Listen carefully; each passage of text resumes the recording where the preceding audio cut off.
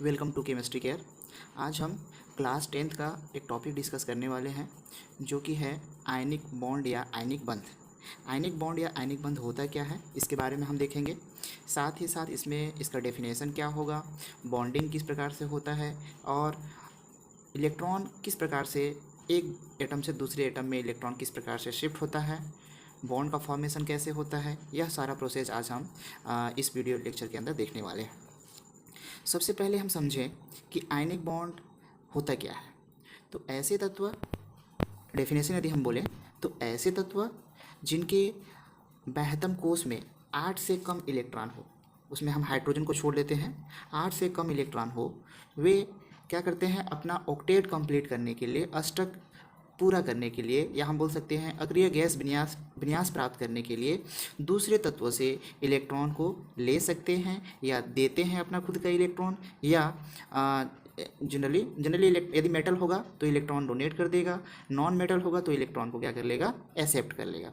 तो ये हम आयनिक बॉन्ड के अंदर जो है वो इस प्रकार की नेचर जो है वो एटम के अंदर देखने को मिलता है। एक एग्जाम्पल के साथ हम इसको समझने का प्रयास करते हैं।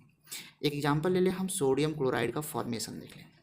यहाँ पे हमारा जो सोडियम है, सोडियम एक क्या है, मेटल आयन है, जिसका हम यदि इलेक्ट्रॉनिक कन्फिग्रेशन या इलेक्ट्रॉनिक विन्यास देखें, सबसे पहले एटॉमिक नंबर देख लें, परमाणु संख्या तो कितना हो जाएगा 11। इलेक्ट्रॉनिक विन्यास देखेंगे तो क्या हो जाएगा, ए हो जाएगा 1s2 2s2 2p6 3s1, या इसको हम इस टर्म में लिख लें 2 8 1, इस फॉर्म में लिख लें। चूँकि सोडियम क्या है, हमारा एक मेटल होता है, मेटल या हम इसको बोल लें सोडियम जो है एक प्रकार का धातु है, ठीक है।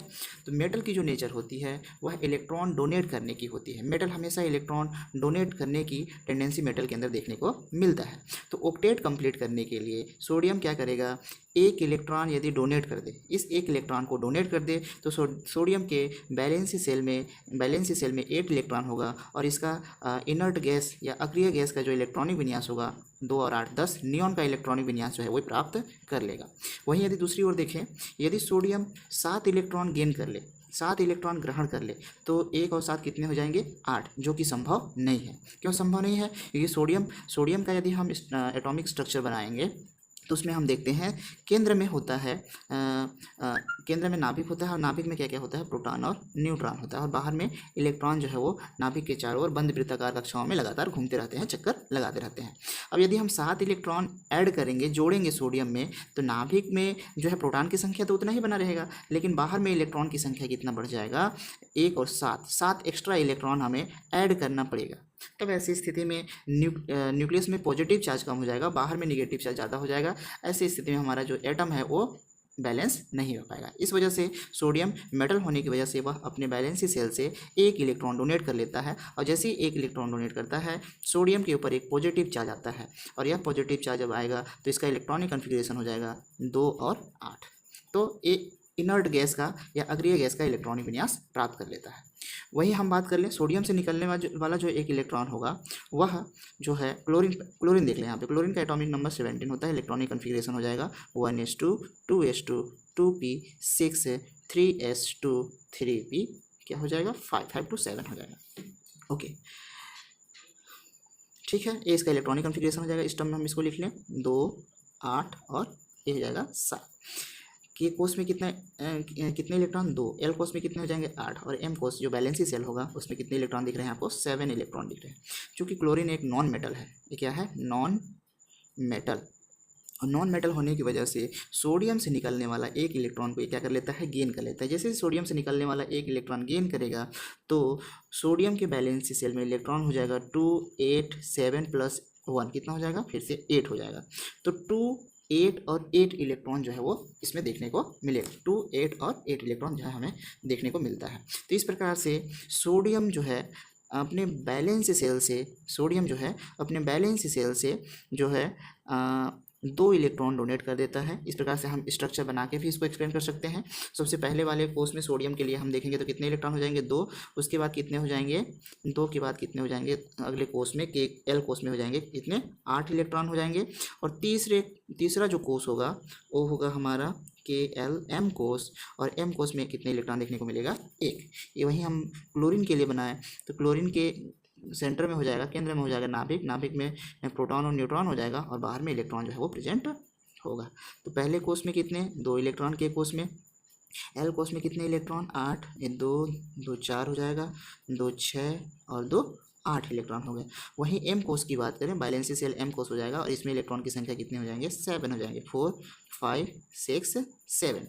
अब क्या करेंगे हम, सोडियम चूंकि मेटल है, सोडियम अपना 1 इलेक्ट्रॉन दे देगा किसको, क्लोरीन को, और जो है सोडियम के ऊपर पॉजिटिव चार्ज आएगा और क्लोरीन के ऊपर निगेटिव चार्ज जनरेट हो जाएगा। तो एक एक्स्ट्रा जो इलेक्ट्रॉन है हम यहाँ पे इसको शो कर देंगे। तो सोडियम के ऊपर पॉजिटिव चार्ज और क्लोरीन के ऊपर कौन सा चार्ज जनरेट हो जाएगा, निगेटिव चार्ज। क्योंकि सोडियम ने अपना इलेक्ट्रॉन डोनेट किया है इसलिए पॉजिटिव चार्ज, और क्लोरीन जो है उस इलेक्ट्रॉन को गेन किया है, ग्रहण किया है, इसलिए क्लोरीन के ऊपर निगेटिव चार्ज जनरेट हो जाता है। तो इस प्रकार से आप देखेंगे दोनों का जो इलेक्ट्रॉनिक कन्फिग्रेशन होता है वह इनर्ट गैस का इलेक्ट्रॉनिक कन्फिग्रेशन सोडियम के लिए देख लें 2 8 और क्लोरीन के लिए हो जाएगा 2 8 और 8। इस प्रकार दोनों का electronic configuration, inert gas electronic configuration जो है वो इनर्ट गैस की तरह इलेक्ट्रॉनिक कन्फिग्रेशन शो करते हैं। ठीक है, यहाँ पे आयन जनरेट हो गया, तो यहाँ पे जो बॉन्डिंग होता है वो जो है आयनिक बॉन्ड देखने को मिलता है, आयन के द्वारा बॉन्ड जो है यहाँ पे फॉर्म होता है, बनता है। ठीक है, जनरली यह बॉन्ड ऑक्टेट कंप्लीट करने के लिए, अपना अष्टक पूरा करने के लिए जनरली ये आयनिक बॉन्ड फॉर्म होता है। साथ ही इसको हम इलेक्ट्रोस्टैटिक बॉन्ड के नाम से भी जानते हैं। एक दूसरा एग्जाम्पल देख लें, दूसरा एग्जाम्पल हम ले लेंगे मैग्नीशियम क्लोराइड। मैग्नीशियम क्लोराइड ले लें या कैल्शियम क्लोराइड ले लें, दोनों में एक प्रकार से देखने को मिलेगा। और भी एग्जाम्पल लिया जा सकता है, जैसे कैल्शियम ऑक्साइड हम ले सकते हैं, ये भी एग्जाम्पल हम ले सकते हैं। तो हम देख लें मैग्नीशियम क्लोराइड में किस प्रकार की बॉन्डिंग जो है, किस प्रकार की आयनिक बॉन्डिंग देखने को मिलेगा। तो मैग्नीशियम के बैलेंस सेल में इलेक्ट्रॉन कैसे हो जाएगा, इलेक्ट्रॉनिक कन्फिग्रेशन याद लिखेंगे, एटॉमिक नंबर 12 होता है, इलेक्ट्रॉनिक कन्फिग्रेशन 2 8 और 2 हो जाएगा। के कोष में 2, एल कोष में 8 और एम कोष में कितने इलेक्ट्रॉन हो जाएंगे, 2 इलेक्ट्रॉन हो जाएगा। उसी तरह से हम देख लें क्लोरीन, 2 क्लोरीन दे रखे हैं, तो पहले क्लोरीन के लिए हम इलेक्ट्रॉनिक कन्फिग्रेशन लिखेंगे तो 2 8 7 हो जाएगा। दूसरे क्लोरीन के लिए भी लिखेंगे तो 2 8 और 7 हो जाएगा। इस प्रकार से अब देखें हम यहाँ पे मैग्नीशियम के पास बैलेंस सेल में 2 इलेक्ट्रॉन है। जैसे ही मैग्नीशियम 2 इलेक्ट्रॉन लूज करता है, त्याग करता है, तो इसका अष्टक कंप्लीट हो जाता है, इसका अक्रिय गैस विन्यास प्राप्त कर लेता है मैग्नीशियम। उसी तरह से क्लोरीन जो है इन 2 इलेक्ट्रॉन को, 2 क्लोरीन है तो दोनों क्लोरीन एक एक इलेक्ट्रॉन ग्रहण करके क्या कर लेंगे, 8 8 इलेक्ट्रॉन बैलेंस सेल में कर लेंगे। वैसी स्थिति में क्लोरीन के ऊपर निगेटिव चार्ज, दोनों क्लोरीन के ऊपर एक एक निगेटिव चार्ज और मैग्नीशियम के ऊपर 2 निगेटिव चार्ज हमें देखने को मिलता है। इस प्रकार से हम इसको इस प्रकार से भी दिखा सकते हैं, मैग्नीशियम और इसके ऊपर 2 8 2, ये 2 एक्स्ट्रा इलेक्ट्रॉन हम शो कर रहे हैं, ये वाला जो 2 इलेक्ट्रॉन है। अब यहाँ पे क्लोरीन बना लें, पहला क्लोरीन, दूसरा क्लोरीन, क्लोरीन के इलेक्ट्रॉन को हम क्रॉस के फॉर्म में शो कर रहे हैं और ये 7 इलेक्ट्रॉन बैलेंस सेल के इलेक्ट्रॉन को हम शो कर रहे हैं, 2 8 7, फिर बैलेंस सेल के इलेक्ट्रॉन को हमने शो किया है 2 6 7, एक जगह 2 8 और 7। अब क्या करेगा, मैग्नीशियम जो है एक इलेक्ट्रॉन जो है इस क्लोरीन को और दूसरा इलेक्ट्रॉन दूसरे क्लोरीन को दे देगा। तो इस प्रकार से हमारा जो बॉन्डिंग होगा ये मैग्नीशियम हो जाएगा, इसके ऊपर 2 पॉजिटिव चार्ज जनरेट हो जाएगा, तो इलेक्ट्रॉनिक कन्फिग्रेशन 2 8 हो जाएगा। और उसी तरह से क्लोरीन के लिए यदि हम लिखेंगे तो ये 2 2 4 2 6 7 और एक इलेक्ट्रॉन जो है वो किसका, मैग्नीशियम के साथ, कितना हो गया 8। बाहर में 2 लगा दिए, इसका मतलब हुआ कि 2 क्लोरीन के लिए हो गया। दोनों क्लोरीन में ऐसा ही प्रोसेस देखने को मिलेगा। तो इलेक्ट्रॉनिक कन्फिग्रेशन 2 8 और 8, या इसी को हम इस प्रकार से दिखा सकते हैं, या हम दिखा सकते हैं इसको MgCl2 के फॉर्म में शो कर सकते हैं, दिखा सकते हैं।